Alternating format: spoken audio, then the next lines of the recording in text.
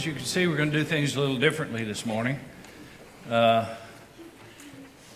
intended to start a sermon series to follow up on our series of just one leading up to Easter.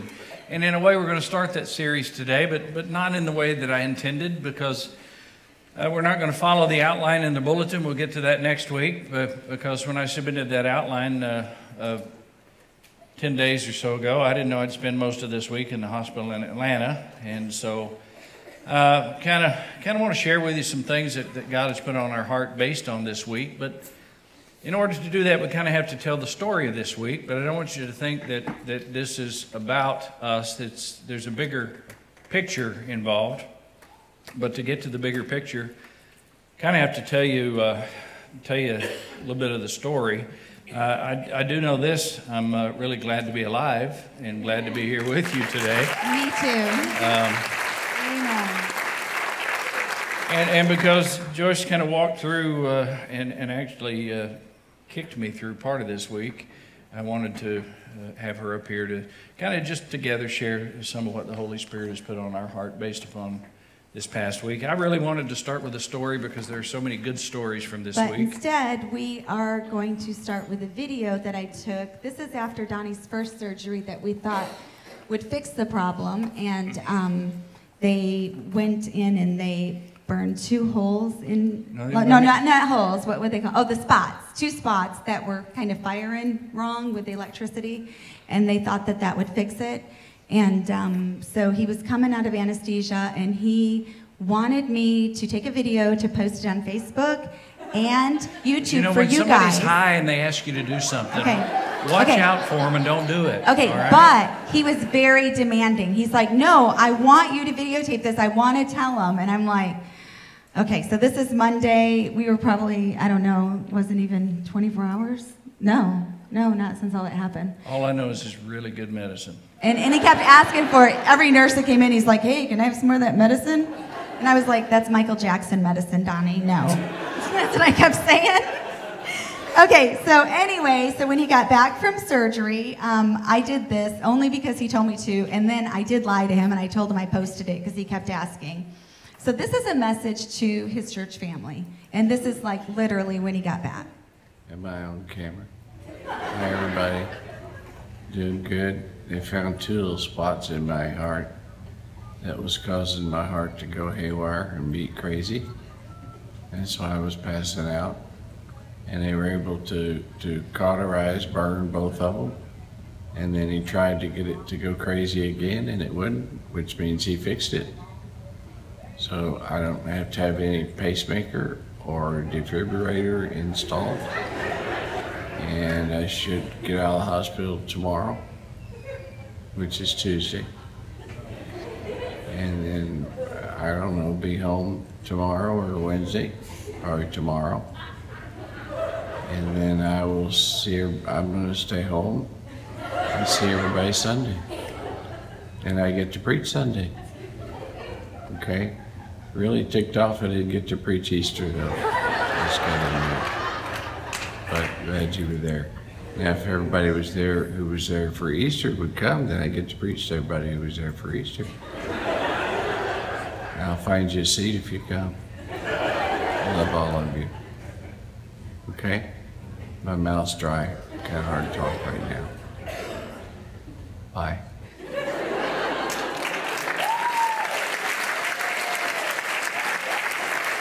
I think I should post it later today, so I'll do that. Personally, I feel violated. Okay? And then this video is after his second surgery, when they were testing his pacemaker, and this is what it sounds like. I mean, defibrillator. Yeah, look at him. Look, I'm an ambulance. Yeah. So if you hear that sound go off, I think that's your defibrillator. If you're ever standing near me and I sound like a German ambulance, take me somewhere, okay? Not to Dothan. Don't take him to Dothan. That's not a good sign. No. But, you know, she's supposed to watch over me, and that's what she does. But anyway, she was a trooper all week long besides the videos. But there was a purpose for that first little procedure. There were 2 spots that that really were causing electrical problems in my heart, and thought it would fix it, but ended up somewhere along the line in life I had caught a virus and that attacked my heart and inflamed it and left little scarred places all over my heart, so there were too many to burn each one, and so I ended up getting a defibrillator, and I can't even say that word when I'm sober, but a defibrillator and a pacemaker put in, so I'm a little bit sore and tender up here, but I've got both ends of the spectrum covered now, whether it beats too slow or beats too fast, and so there was a purpose that I began to realize, why Easter Sunday and because you're stubborn, and it's the only way God could get your attention. Well, there's a purpose. Why Easter Sunday, and why did I end up in Atlanta at Emory University? Okay, Hospital, we're going to talk about that now, how he ended up there. About 7 months ago, he started having these episodes, which he wouldn't always tell me when he had them, where he would pass out, and he'd wake up, he wouldn't know where he was, and he would be sweating, a cold sweat, and he did it before services, and he wouldn't tell me until after the third service, and he refused to go to the hospital. And then Friday night... In my defense, could I say that I did go to the hospital and I did go to the doctor, but it would never happen when I was there, so they couldn't find it.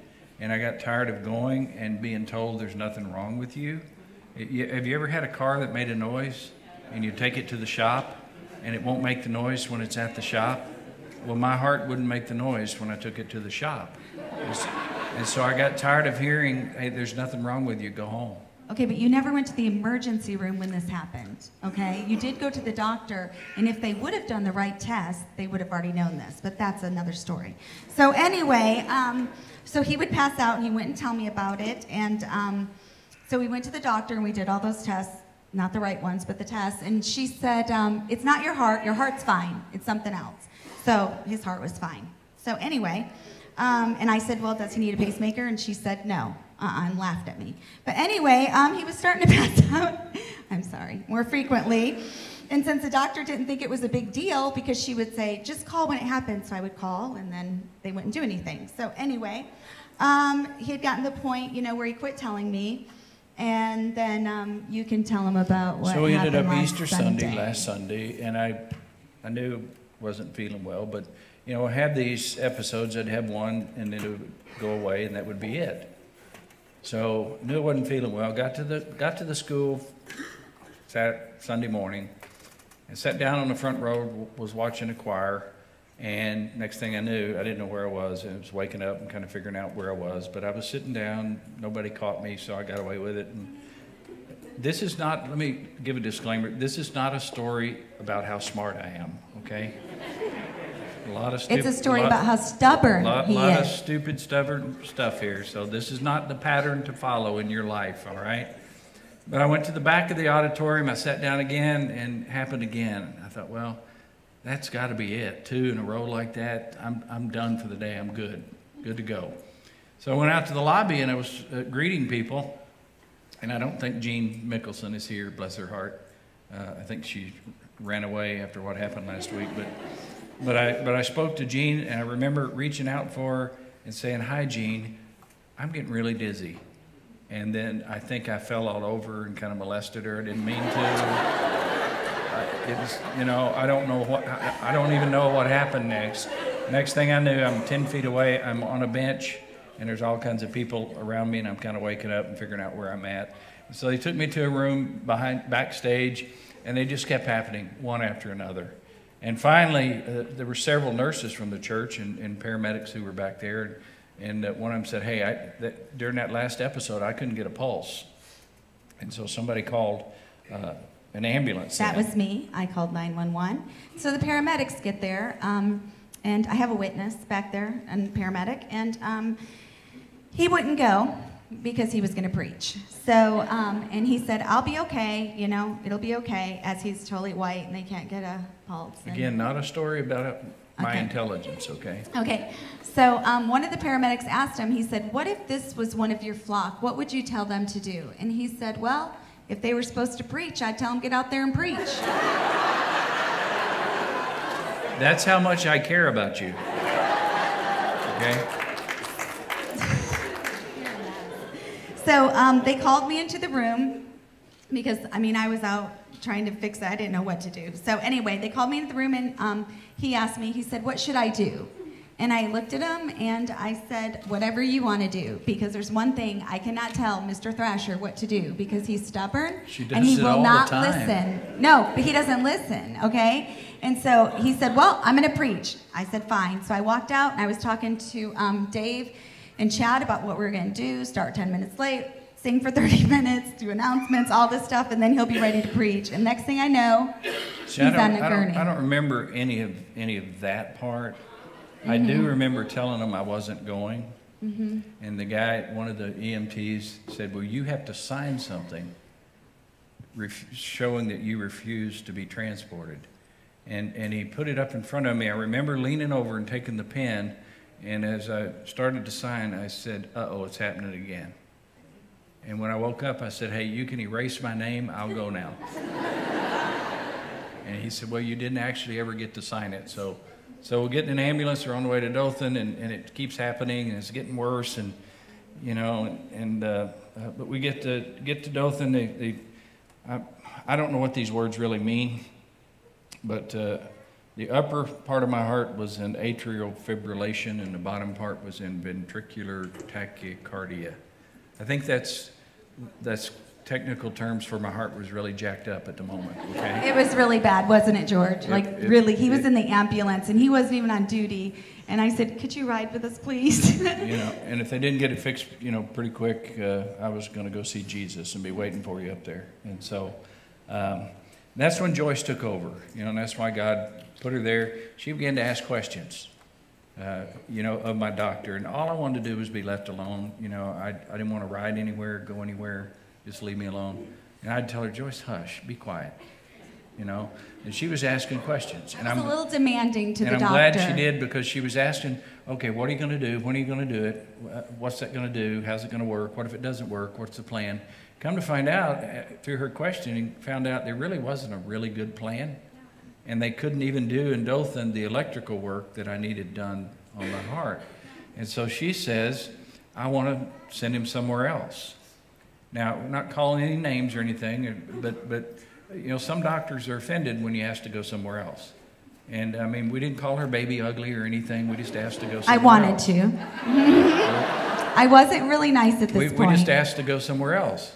And that offended the doctor. And the tone of the care towards me began to change. And the attitude began to change. And so ended up in CCU, what is it, the critical care unit? Yeah. Ended up in there, and about 7 o'clock, I was in the room, and that machine they have you hooked up to, you know, and it was beeping and going crazy, and, you know, all the lines on it weren't quite exactly what they're supposed to, and I wasn't feeling real good. And my doctor came in the room and said, hey, you doing okay? I said, well, you know, I mean, the machine's going crazy. I guess I'm okay. And she said, well, I'm going home for the night, but I just want to let you know before I go, after this, I'm done with you as a patient, and all of my partners are done with you as a patient, too. So have a good night. Bye. Yes. And left. And I was kind of shocked, and I'm a pretty easygoing guy, but then I got mad. How dare you do that to me when I'm laying here like this? And so when the visiting hours came back, Joyce came in the room, and I told her, I said, hey, nobody's touching me who's not all in on my care. I mean, if they're not totally committed to me, I mean, I'm not going to let them work on me, and then they don't want to see me. So I called my nurse in. I said, hey, Bruce, come in here. He came in, nice guy. I said, Bruce, you call my doctor right now, and you tell her she can't fire me because I fire her. Oh, my goodness. I fire her right now. It got worse. And I want immediate referral to another doctor and transport to another hospital. And they refused to refer me or transport me. So I said, I'm leaving. And so you were in your underwear and your gown, and you pulled all your cords out. In my little underwear and hospital gown, I got up and I started ripping his cords out. Pulled all the stuff out of my arms. Yeah. I did manage to get my pants on. And I had left at that point because they called security. I walked out. They called security. And he was with his son, so I figured somebody needed to be there. I had to bail him out because he was dying. So not about my intelligence, okay? It worked out for us. Don't recommend it. Yeah, and they called security. Bless his heart, he's about 85 years old. And even in my weakened condition, I could have taken him if I'd had to. Okay? But I didn't have to. So, well, then after he signed himself out of CCU, and I think you may have even still had some stuff on you, I don't even know, some cords. They brought a wheelchair for him to get in, and they did not offer us an ambulance or anything. And he said, I'm not getting in the wheelchair, I'm walking out, okay? And I'll quote what Donnie Thrasher said. I was probably high when I said No, this. you were not high. They had not given you anything, okay? You were not. He said, I would rather die with my boots on than under the care of a doctor who won't help me. So he walked to the car, to the van. I didn't even have any boots.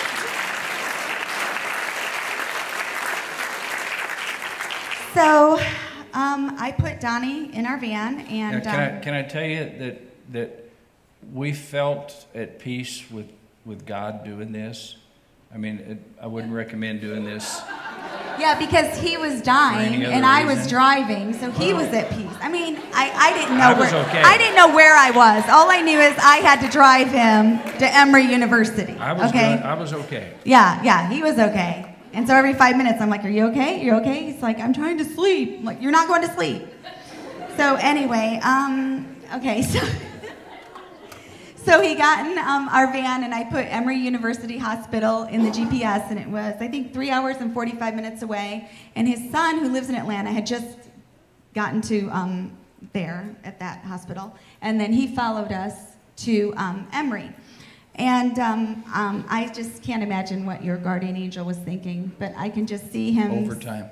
Yeah, well, not only that, but I can see him saying, really? All the way to Atlanta? I have to do CPR? God, can I get some backup? I mean, that's all I could think, was that you needed some backup, and we did.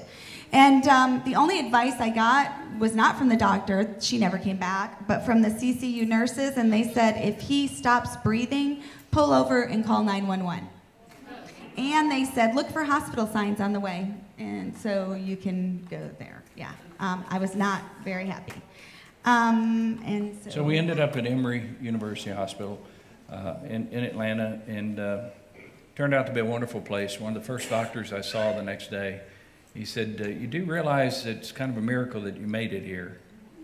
And he said, but I've reviewed your records, and it's a pretty good thing you decided to come here. He said, because the procedure that looks like they were going to perform tomorrow morning on you probably would have killed you. So we're glad that you came here, and we think we can help you and fix you up. And what I began to see is the hand of God and the purpose of God at work, in spite of stubbornness, in spite of self, in spite of a lot of things, the hand of God to show that there's a purpose for what goes on in our lives, and to get me where I needed to be. In other words, I'm here today because God has a purpose for me. But let me tell you, that's not the important part of the story. You're here because He has a purpose for you. See, your purpose is just as important as mine. You are alive today like I'm alive today for a reason. None of us are sitting here by accident. And so I began to see that God wanted me to capture this sense of purpose in my life. And I'd been thinking about purpose for several weeks without really knowing. I had given 2 or 3 devotions for the staff. He even called us all together one day just on the spur of the moment. And I said, I don't really know why I'm telling you guys this right now, but this is about purpose in our lives, and we need to understand that God has a purpose. And that's what began to go through my mind as God began to put the pieces together for me to get the treatment I needed. And I thought about an Old Testament guy who's a great example of sensing and realizing God's purpose in his life and being absolutely all in, totally committed to God's purpose. You remember the story of Joseph, the guy with the coat of many colors, and he had the jealous brothers, and the brothers sold him into slavery into Egypt and lied and told their dad that he'd been killed. And Joseph had a tough time in Egypt, was falsely accused, spent time in prison, worked his way up finally with the hand of God to be the number 2 guy in all of Egypt, and he was in charge of the food supply in the time of a famine. And Joseph's brothers back home had to go to Egypt to buy food, and guess who they had to stand in front of to buy the food? It was their brother Joseph, but they didn't recognize him. And long story short, when Joseph finally decided he was going to tell his brothers who he was, that had to be a pretty aw shucks moment for his brothers, you know, to kind of hear, hey, oh, you're the big shot here, and we sold you. But Joseph told them, he said, guys, don't worry about it. And this is what he said: listen for the sense of purpose in the words of this man whose life had been turned upside down. He simply said, it wasn't you who sent me here, but God. And it wasn't you who decided to be here, but God. It wasn't me who decided to be where I was during my week, but it was God. We need a sense of purpose, and we need to be all in with that purpose. And I want you to hang on to that verse from Joseph. I want you to just let it run around in your brain this week. Wasn't you or anyone else who sent you here, but it was God himself.